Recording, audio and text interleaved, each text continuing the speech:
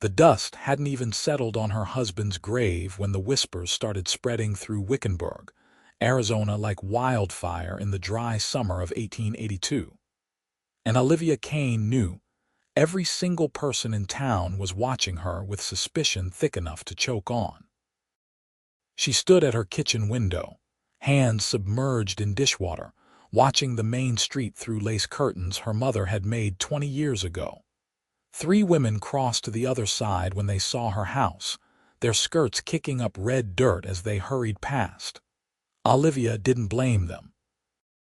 When a man dies screaming in his sleep, clutching his chest, people ask questions. When that same man had been known for his cruel temper and heavy fists, those questions turned into accusations. The sheriff had come twice. Found nothing. Her husband Jacob had a weak heart, the doctor said. The whiskey probably didn't help. But Wickenburg was a small town, and small towns needed their villains. Olivia had become theirs. She was 26 years old, and her life felt over.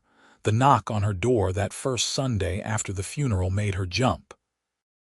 She dried her hands on her apron, pushed a strand of dark auburn hair behind her ear, and opened the door to find a cowboy standing on her porch, hat in his hands.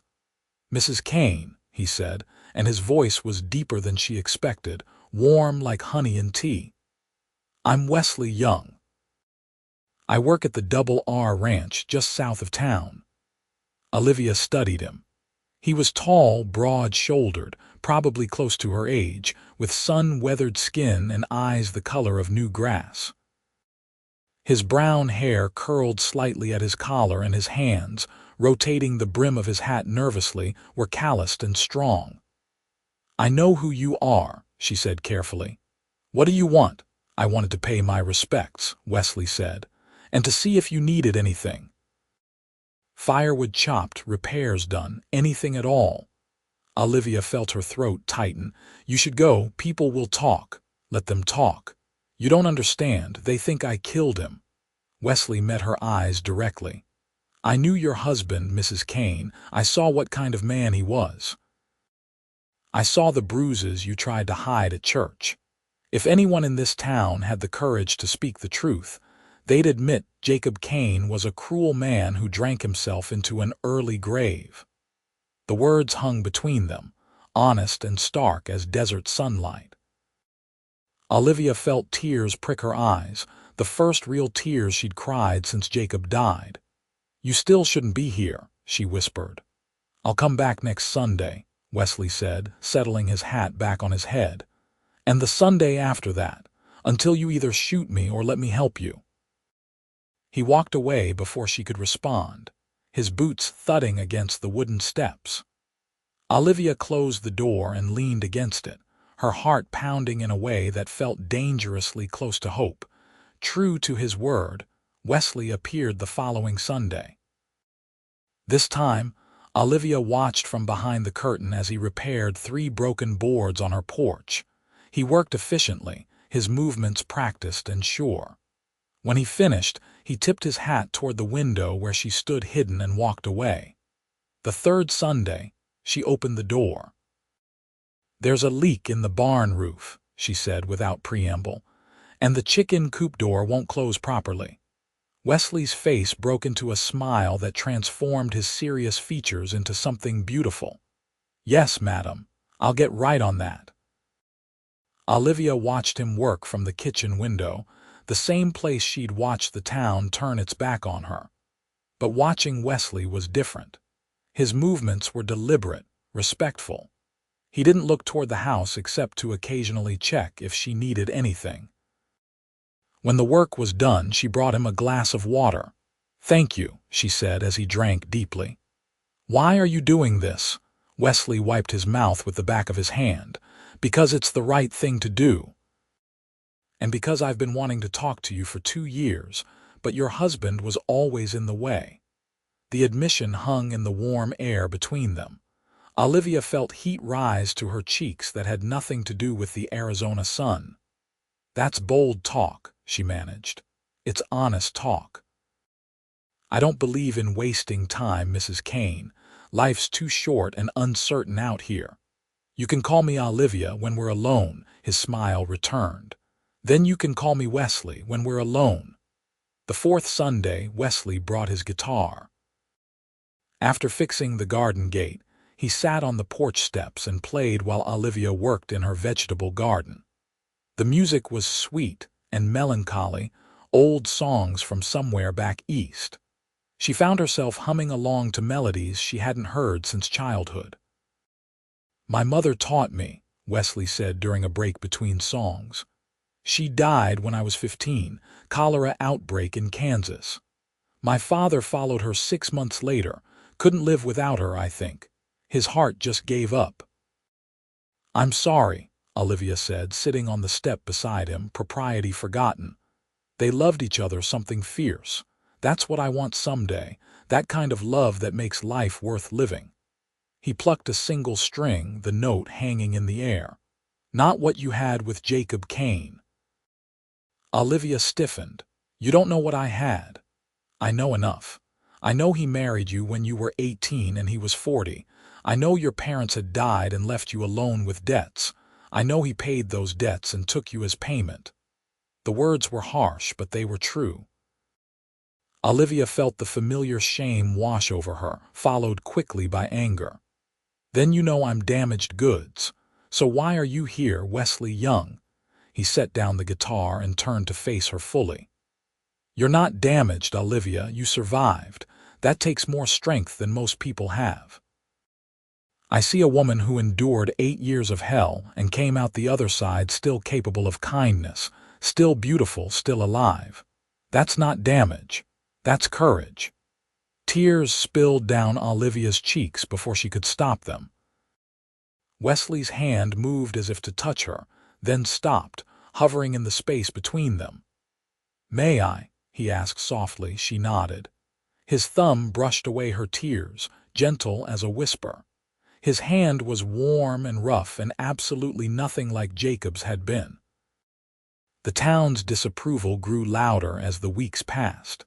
The preacher gave a sermon about the sanctity of mourning. The general store owner suggested Olivia shop somewhere else. Women pulled their children away when she walked past. But Wesley came every Sunday, and slowly, Olivia began to live again. On the 7th Sunday, they took a walk along the Hassayampa River. The cottonwood trees provided blessed shade, and the water ran clear over smooth stones. Wesley had packed a lunch in his saddlebags, and they sat on a blanket eating bread and cheese and dried apples. "Tell me about yourself," Olivia said. "Not just the sad parts, the good parts." Wesley leaned back on his elbows, squinting up at the sky through the leaves. "I like working with horses, always have. There's something honest about them. They don't lie or pretend. If they like you, they show it. If they don't, they show that too." He turned his head to look at her. "I like Sunday mornings. I like the sound of rain on a tin roof. I like the way the desert smells after a storm, and I'm starting to like the way you look at me when you think I'm not watching." Olivia felt her breath catch. "How do I look at you? Like maybe you're starting to trust me, like maybe you're starting to feel something more." She should deny it. She should protect herself. But Olivia was tired of lying, tired of hiding. "Maybe I am," she admitted.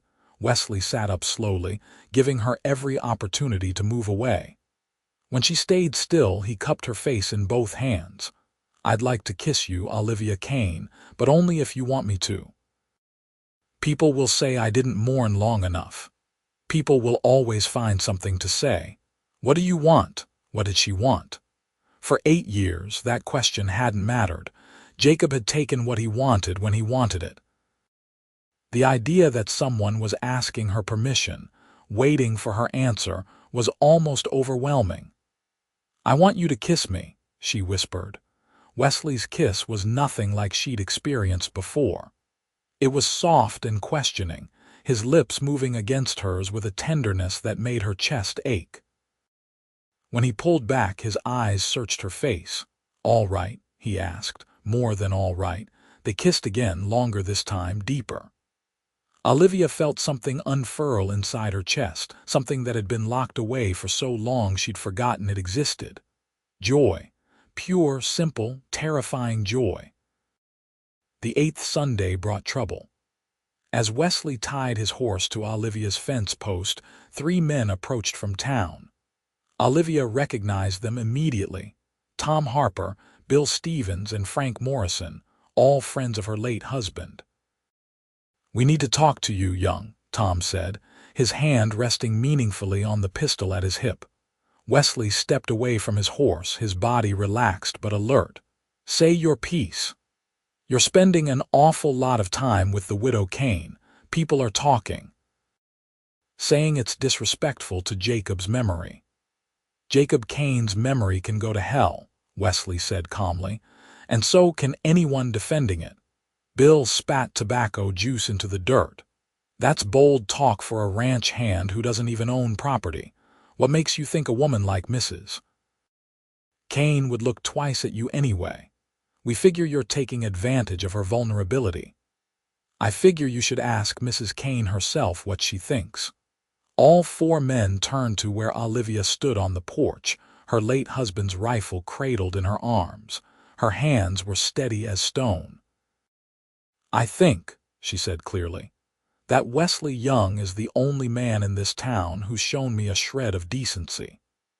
I think my husband's friends knew exactly what kind of man he was and did nothing to help me, and I think all 3 of you should get off my property before I shoot you for trespassing." Tom's face reddened. "Now, Mrs. Kane, there's no need for threats. It's not a threat, it's a promise. Jacob taught me to shoot, and I'm very good at it. He made sure of that." She leveled the rifle at Tom's chest. "Go." The 3 men exchanged glances, then backed away slowly. Wesley didn't move until they disappeared around the corner toward town. Then he turned to Olivia with something like awe on his face. "You're magnificent," he said. Olivia lowered the rifle, her hands beginning to shake now that the danger had passed. Wesley took the gun gently and set it aside, then pulled her into his arms. "I'm tired of being afraid," she said against his chest. "I'm tired of letting other people dictate my life." "Then don't. Marry me, Olivia." She pulled back to stare at him. "What? Marry me? I know it's fast. I know people will talk even more. But I'm 28 years old and I've never felt about anyone the way I feel about you. I want to wake up next to you every morning. I want to build a life with you. I want to give you the happiness you deserve." "Wesley, I can't ask you to take on the scandal." "You're not asking. I'm offering. Freely, gladly, with my whole heart." He took her hands in his. "I love you, Olivia. I think I've loved you since the first time I saw you in church, trying so hard to be invisible. You deserve to be seen, to be cherished, to be loved the way a woman should be loved." Olivia felt tears streaming down her face again, but these were different. These were tears of happiness so intense it felt almost like pain. "I love you too," she said. "I didn't think I could feel this way. I didn't think I was capable of it anymore. You're capable of everything. Say yes." "Yes. Yes, I'll marry you." Wesley picked her up and spun her around, laughing with pure joy. When he set her down, they were both breathless and grinning like children. "We'll do it properly," he said. "I'll talk to the preacher, post the banns, give people time to adjust to the idea. They'll never adjust. Then we'll make a new life somewhere they don't know us. But somehow I don't think you want to leave." He was right. Olivia had spent 8 years trapped in this town in her marriage in fear. Running away felt like letting Jacob win, even from the grave. "I want to stay," she said.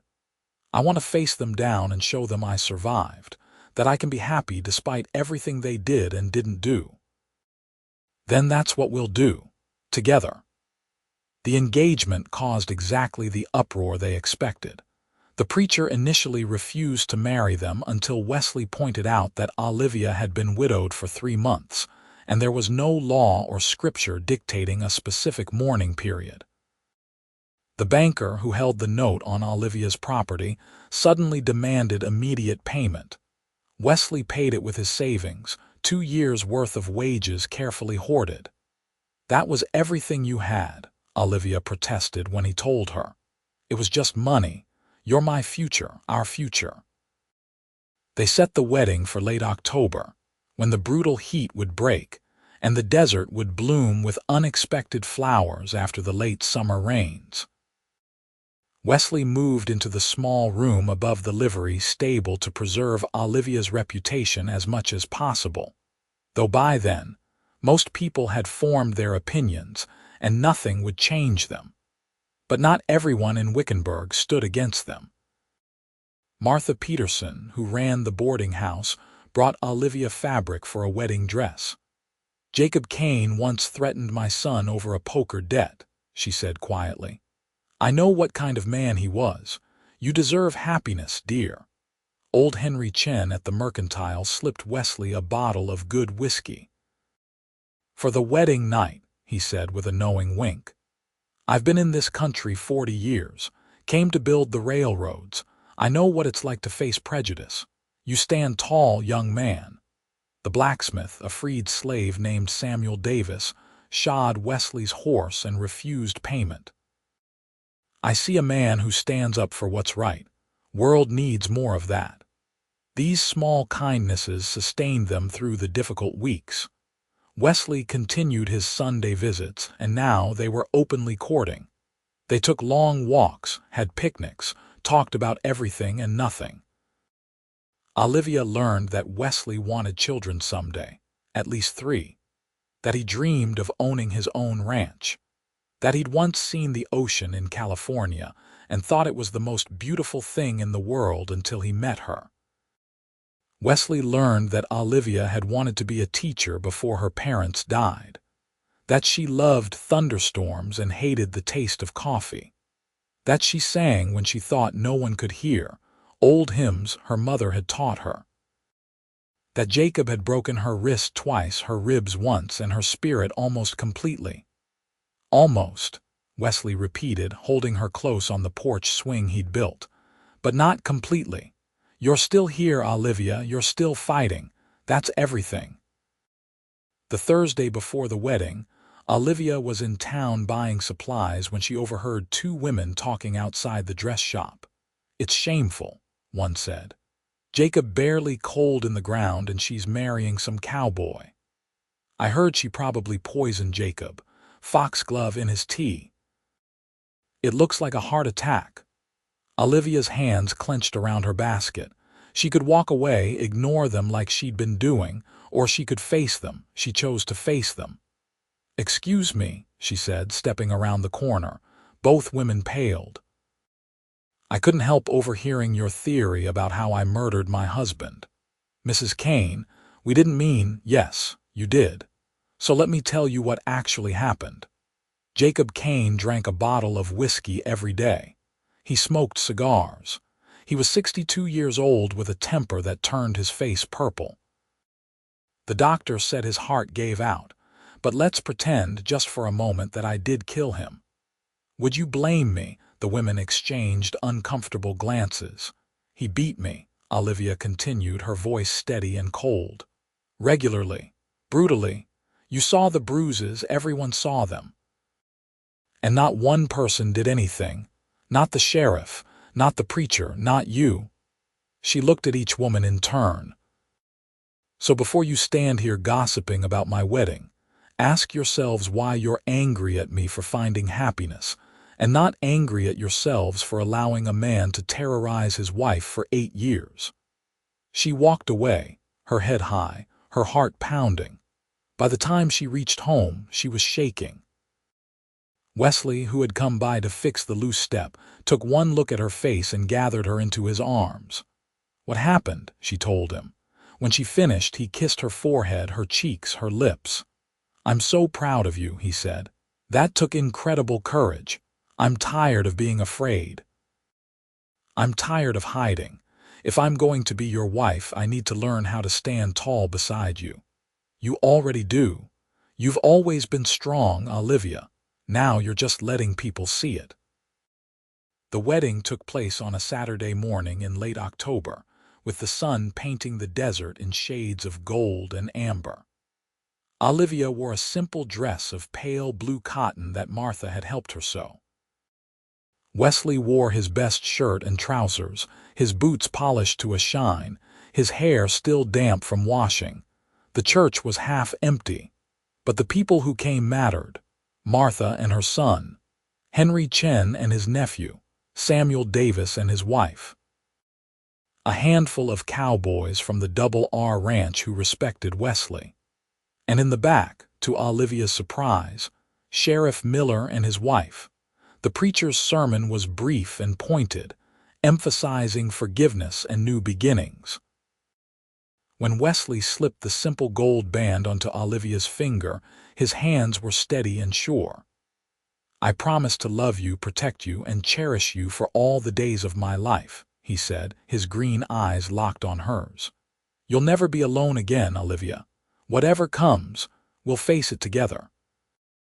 "I promise to love you with my whole heart," Olivia replied, tears streaming down her face. "To build a life with you, to support your dreams, to be your partner in everything. You gave me back my life, Wesley. I'll spend the rest of it showing you what that means." When the preacher pronounced them husband and wife, Wesley's kiss was gentle and reverent, a promise of all the kisses to come. The reception was held at Martha's boarding house, a simple affair with cake and punch and fiddle music. Wesley danced with his new wife, holding her close, whispering things that made her blush and laugh. For the first time in 8 years, Olivia felt light, unburdened, free. As the sun set, they rode together to Olivia's house, Wesley's horse tied behind. The house that had been a prison now felt different, transformed by possibility. Inside, Wesley lit the lamps while Olivia stood nervously in the bedroom doorway. He saw her hesitation and crossed to her immediately. "We don't have to do anything tonight," he said softly. "I know this is probably complicated for you after everything Jacob did." Olivia touched his face, marveling at the gentleness in his eyes. "I want this. I want you. I'm just afraid I won't know how to be with someone who's kind." "Then we'll learn together. We have all the time in the world." He kissed her slowly, carefully, his hands framing her face like she was something precious. Olivia melted into him, letting herself feel the desire that had been building between them for months.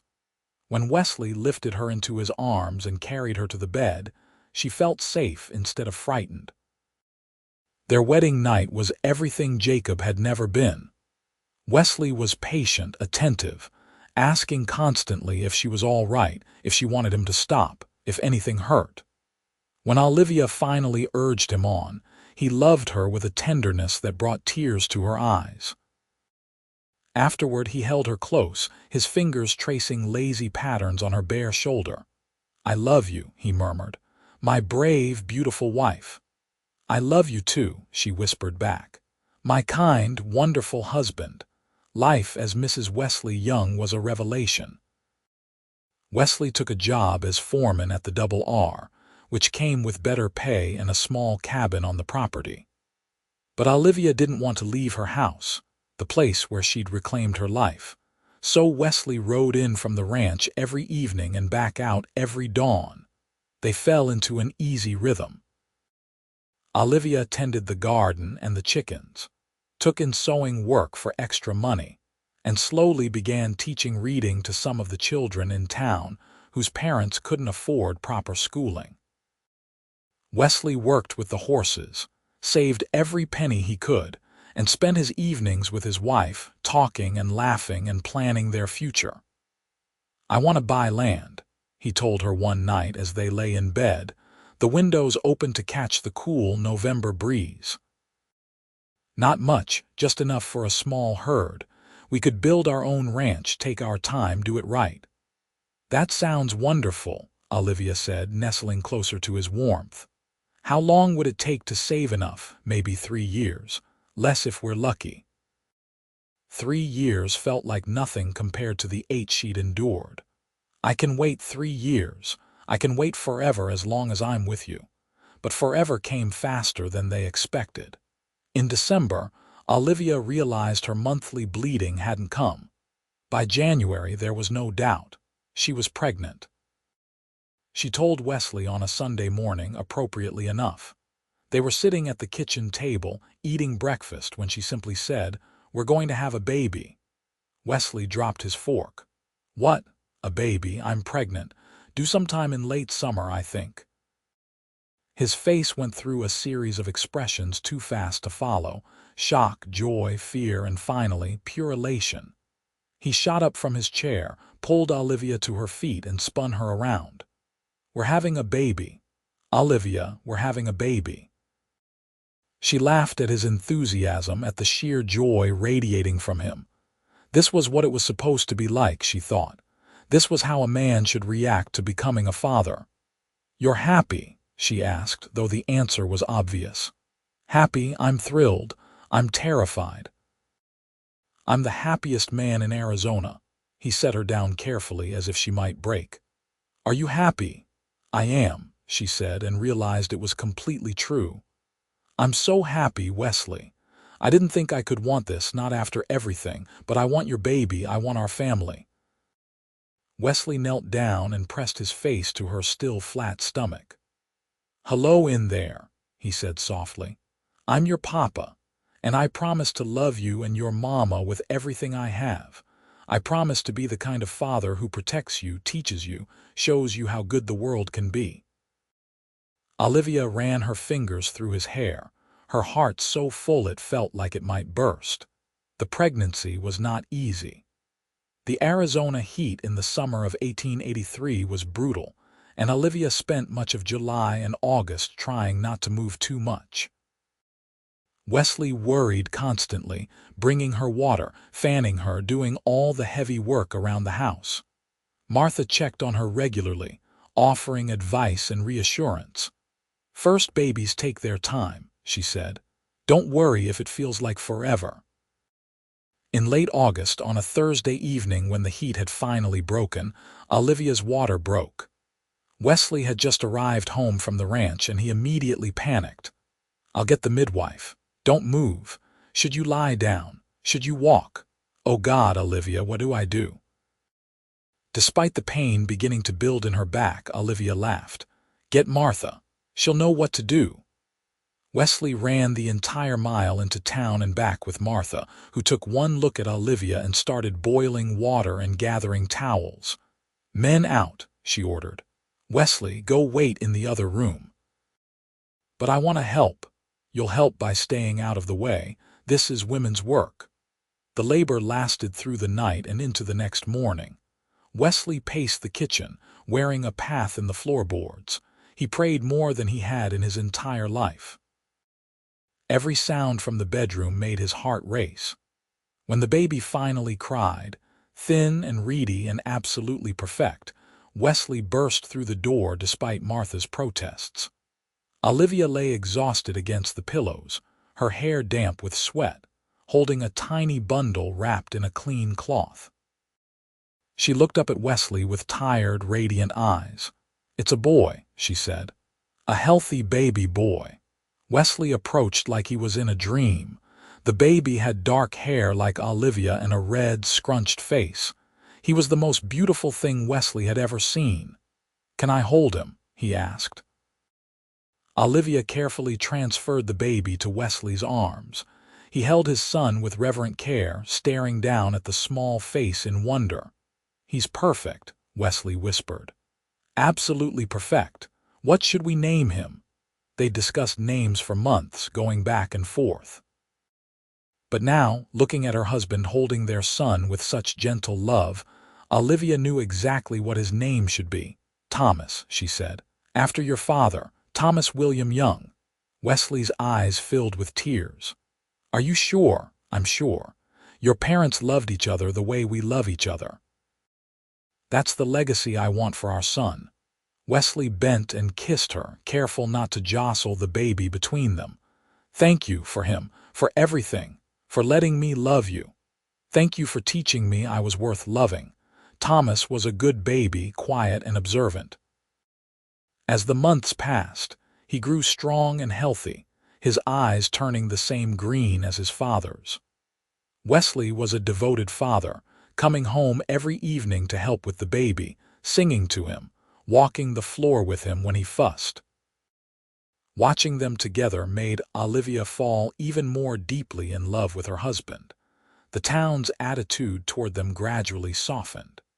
It was hard to maintain scandal when faced with a young family working hard and keeping to themselves. When Thomas was 6 months old, 2 more families invited Olivia to church socials. When he was a year old, several women asked her to expand her teaching to include their children as well. Wesley kept saving money, but it was harder now with a child. Still, by Thomas's 2nd birthday in 1885, they had enough for a down payment on a small piece of land just west of Wickenburg. It wasn't much, just 40 acres with a creek running through it, but it was theirs. "We'll build our house here," Wesley said, standing on a small rise with Olivia and Thomas. "Right where we can see the mountains. We'll start with a dozen head of cattle, build up slowly. In 10 years, maybe 20, this will be a real ranch." "The Young Ranch," Olivia said, smiling. "It has a nice sound to it." They built a small house that summer, with help from Samuel Davis and some of the hands from the Double R. It was just 4 rooms, but it had real glass windows and a stone fireplace and a porch that wrapped around 2 sides. Olivia planted flowers in front and vegetables in back. Wesley built a barn and corral, brought home their first cattle, and started breaking horses to sell for extra income. Life was hard but good. Wesley worked from dawn to dusk, building their dream piece by piece. Olivia managed the house, taught school 3 days a week in town, and raised Thomas, who grew into a cheerful, curious boy. In 1887, she became pregnant again, and this time the baby came easier.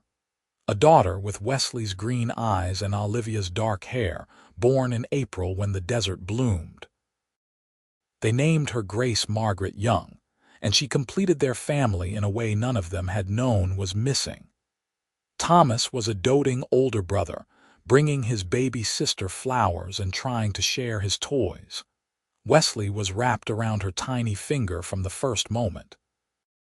And Olivia marveled at how much love her heart could hold. The years rolled on, marked by small triumphs and occasional setbacks. A drought in 1889 tested them, but they persevered. A good season in 1890 allowed them to expand the herd. Thomas started school. Grace learned to walk and talk and get into everything, and Wesley and Olivia grew deeper in love with each passing day. On a Sunday in the spring of 1891, 9 years after Wesley had first knocked on Olivia's door, they sat together on their porch watching the sunset. Thomas, now 7, was teaching 5-year-old Grace to rope a fence post. Their laughter rang across the yard. "You remember what people said when we got married?" Olivia asked, leaning against Wesley's shoulder. "That it would never last, that I was a black widow. That you were making the biggest mistake of your life." Wesley kissed the top of her head. "Best mistake I ever made. I was so afraid back then, afraid to trust you, afraid to love you, afraid to hope for anything better. And now I'm just grateful. Grateful you were stubborn enough to keep coming back every Sunday. Grateful you saw something in me worth saving. Grateful for this life we've built." Wesley took her hand, his thumb rubbing over her wedding band the way he'd done 1,000 times before. "You saved yourself, Olivia. I just gave you a reason to do it. You're the strongest person I know." "We're strong together," she corrected.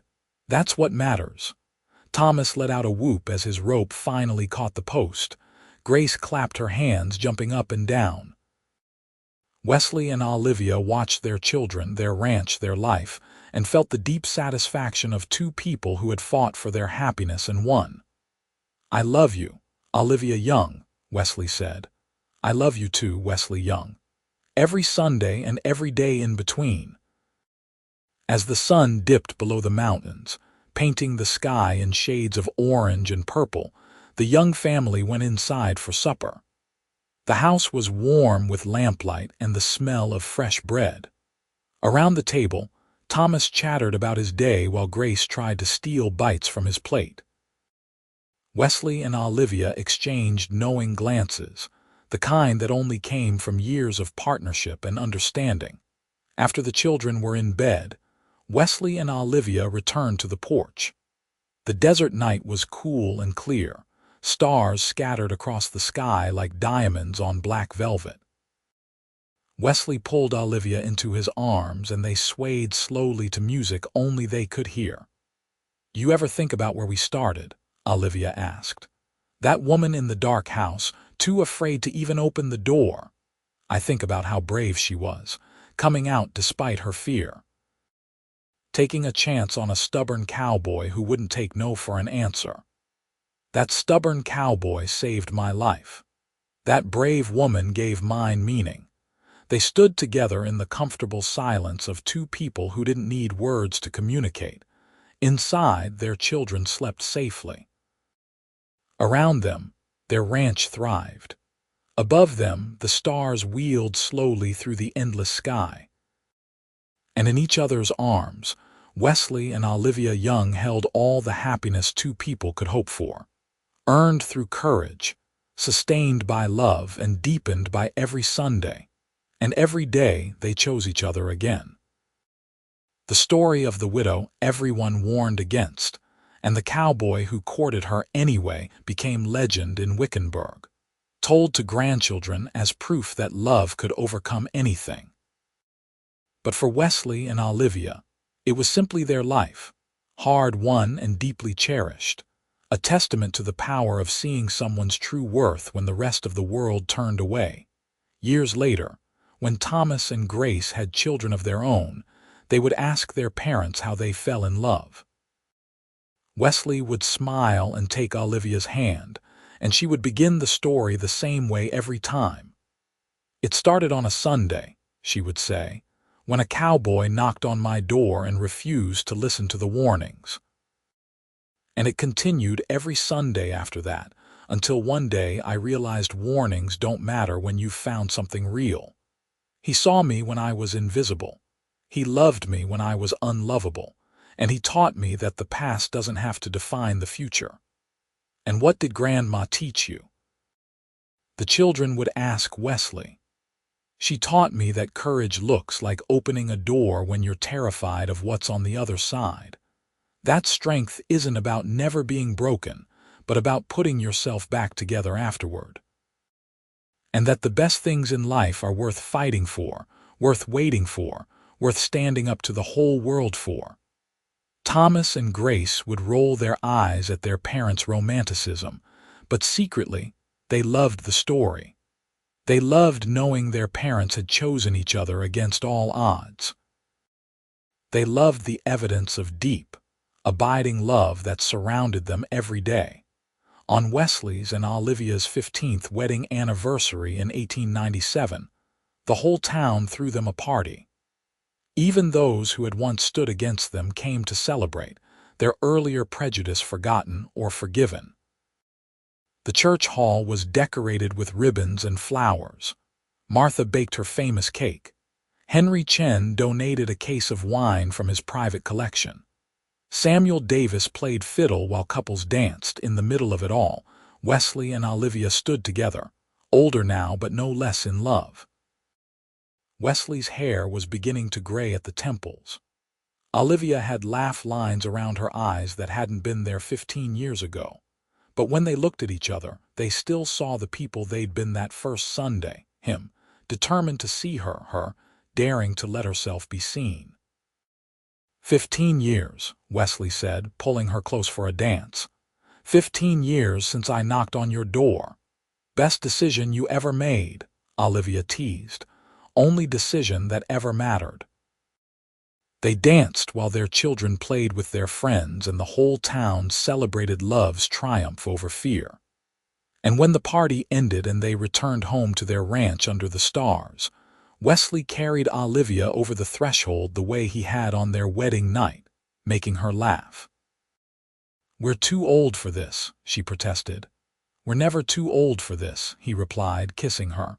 "I'll carry you over this threshold when we're 80 if I have to. You might throw your back out. Worth it." They made love that night with the easy familiarity of long partnership, but also with the passion that had never dimmed between them. Afterward, Olivia lay with her head on Wesley's chest, listening to his heartbeat, strong and steady. "I was thinking," she said. "Maybe we should build an addition to the house. Thomas will want his own place someday, but until then, we could use more space. Planning for the future, Mrs. Young. Always. I have so many dreams now, Wesley. I wake up every morning excited about what the day will bring." "That's your gift to me. You gave me back my ability to dream." Wesley held her tighter. "You gave me something to dream about. Before you, I was just going through the motions. You made me want to build something, be something, create a legacy worth leaving behind. Our children are our legacy. This ranch, this life, this love. That's what we're leaving behind. Then I'd say we're doing all right." They fell asleep tangled together the way they always did, two people who had learned that real love wasn't about perfection. It was about choosing each other, day after day, Sunday after Sunday, through droughts and good seasons, through fears and triumphs, through everything life threw at them. As the years continued to pass, the Young ranch prospered. Thomas grew into a fine young man, as good with horses as his father, with his mother's compassionate heart. Grace became a teacher like Olivia had always wanted to be, opening a small school right on their property. And Wesley and Olivia grew old together, their love deepening with each passing year. On Sundays, they still took time for each other. It became a family tradition, Sunday being the day for family, for rest, for remembering what mattered most. They would sit on the porch together, sometimes with their children, later with grandchildren, and watch the desert sunset. "It's still beautiful," Olivia would say. "After all these years, I never get tired of this view." "Neither do I," Wesley would reply, but he'd be looking at her, not the sunset. Their story became woven into the fabric of Wickenburg's history, a reminder that judgment is often wrong and love is always worth pursuing. The house where Jacob Kane had died, and where Wesley had first courted Olivia, was eventually sold, but it was spoken of with respect as the place where two brave people had found each other. When Wesley was 52 and Olivia 50, they took a trip to California to see the ocean, something they'd talked about for years but never done. They left the ranch in Thomas's capable hands and traveled west like newlyweds. Standing on the beach, waves crashing at their feet, Wesley pulled Olivia close. "I told you once this was the most beautiful thing I'd ever seen, until I met you." "And now?" Olivia asked. "Now I know nothing compares to you, not oceans, not sunsets, not anything this world has to offer." "You're still the most beautiful thing I've ever seen, Olivia Young." She kissed him there on the beach, tasting salt and love and happiness. "Take me home, Wesley, to our ranch, our children, our life. That's where I want to be." They returned to Wickenburg, to the desert they both loved, to the life they'd built together. And every Sunday, without fail, Wesley would find some excuse to court his wife all over again. A bunch of wildflowers, a song on his guitar, a picnic by the creek. Small gestures that said everything about the depth of his love. On their 25th anniversary, surrounded by children, grandchildren, and a town that had long since accepted them, Wesley stood and raised his glass. 25 years ago, everyone warned me to stay away from the widow Kane. Said she was dangerous, suspicious, trouble. Best warning I ever ignored. Olivia, you are the best thing that ever happened to me. Here's to 25 more years of ignoring warnings and following my heart. The room erupted in cheers and applause. Olivia stood and kissed her husband, not caring who was watching, never caring again what people thought as long as she had Wesley beside her. They didn't get 25 more years. Life is uncertain in the desert, and at 61, Wesley's heart gave out, not from violence or anger like Jacob Kane's, but peacefully in his sleep with Olivia beside him. She woke to find him gone, his face peaceful, his hand still holding hers. The grief was crushing, but it was clean. This was the loss of real love, love that had sustained and transformed her. At the funeral, Olivia stood straight and proud, her children on either side of her, and told the assembled crowd about the cowboy who had seen her when she was invisible, who had courted her every Sunday until she believed she was worth courting. "He gave me 33 years of happiness," she said, her voice strong despite her tears. 33 years of love, partnership, and joy. That's more than most people get in a lifetime. I will miss him every day, but I will never regret a single moment we shared. She lived another 12 years, long enough to see great-grandchildren born, long enough to watch Thomas expand the ranch beyond anything she and Wesley had dreamed, long enough to see Grace become one of the most respected educators in the territory. And every Sunday, without fail, she would sit on the porch in the rocking chair Wesley had made, look out at the desert sunset, and remember the stubborn cowboy who had refused to let warnings keep him from love. When Olivia died in her sleep at 78, peaceful and surrounded by family, they buried her beside Wesley on a hill overlooking their ranch. The headstones were simple but spoke volumes. Wesley Young, beloved husband, father, friend. He chose love over fear. Olivia Young, beloved wife, mother, teacher. She chose hope over despair. The ranch continued through the generations, each one hearing the story of how it began, the story of warnings ignored and love pursued, the story of Sundays and second chances, the story of two people who refused to let their past define their future. And every year, on the anniversary of that first Sunday when Wesley knocked on Olivia's door, the Young family gathered at those two graves on the hill. They brought flowers and told stories, and remembered that real love isn't about perfect circumstances. It's about two people seeing each other truly, choosing each other bravely, and building something beautiful together, one Sunday at a time, one day at a time, until death finally parted them, but not even death could diminish what they'd created. Their love story became legend, but more than that, it became truth. Truth about the power of persistence, about the importance of looking beyond surface judgments, about the transformative nature of real love. In a wild land where survival was never guaranteed and happiness was hard-won, Wesley and Olivia Young had found both, and in finding them, had created a legacy that outlasted them by generations.